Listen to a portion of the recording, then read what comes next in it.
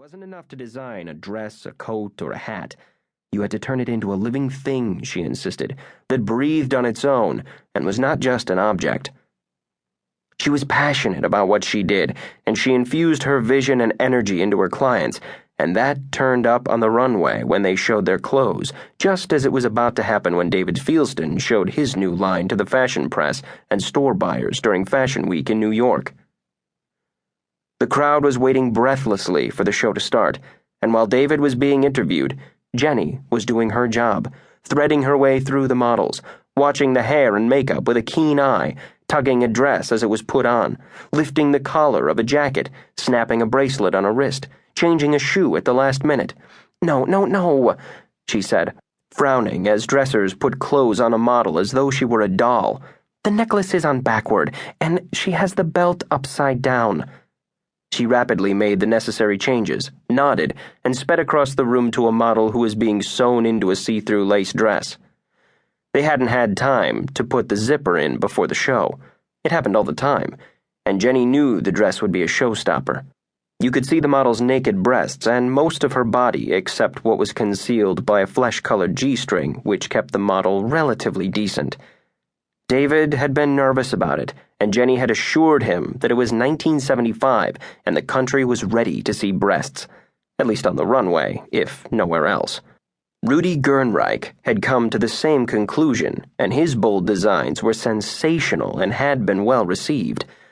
Vogue magazine had been showing breasts for a dozen years since Diana Vreeland introduced them when she was editor-in-chief in 1963.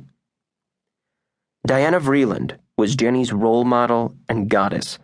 Having realized that she didn't want to work on 7th Avenue and be a designer to earn a living, Jenny had started out as an errand girl at Vogue when she graduated from Parsons 11 years before.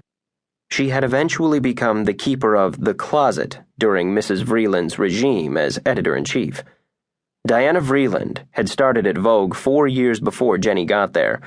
The closet was where all the fabulous clothes were kept, and for a young girl inebriated by fashion and in love with it since her earliest memories, it was sheer heaven.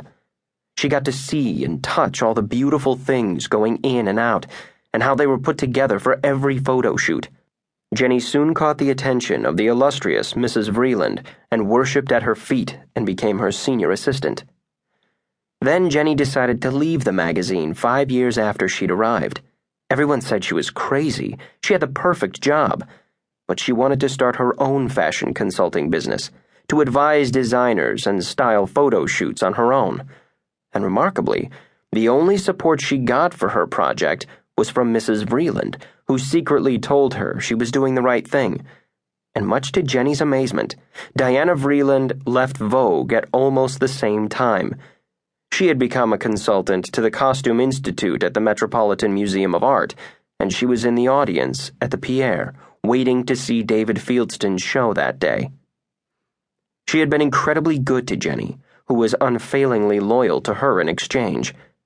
Jenny had easily recognized the senior editor's genius when she worked for her every day and had learned much from her, although she had her own distinctive style.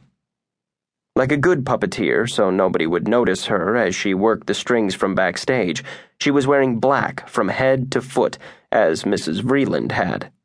Jenny's long, shining dark hair swept her shoulders in a straight, blunt cut. She wore very little makeup, and her huge blue eyes took in the entire scene. The models were almost dressed by then, and she was still watching them like a hawk, thinking of nothing else. And seconds later, she could hear the ballroom go quiet and the music come on. They were opening with a Beatles song to keep the mood light. The clothes they were showing were for the following fall season, 7 months away, so store buyers could order them now, and no one in the ballroom cared that it was the beginning of February and snowing outside. Orders had to be placed months in advance. Jenny continued to watch the models as they lined up and got ready to walk the runway. She was almost as tall as they were, minus the high heels. She was long and lean and beautiful herself, but she loved being invisible in this dazzling fashion world, always behind the scenes, making things happen. The producer of the runway show gave her a nod, and she signaled them.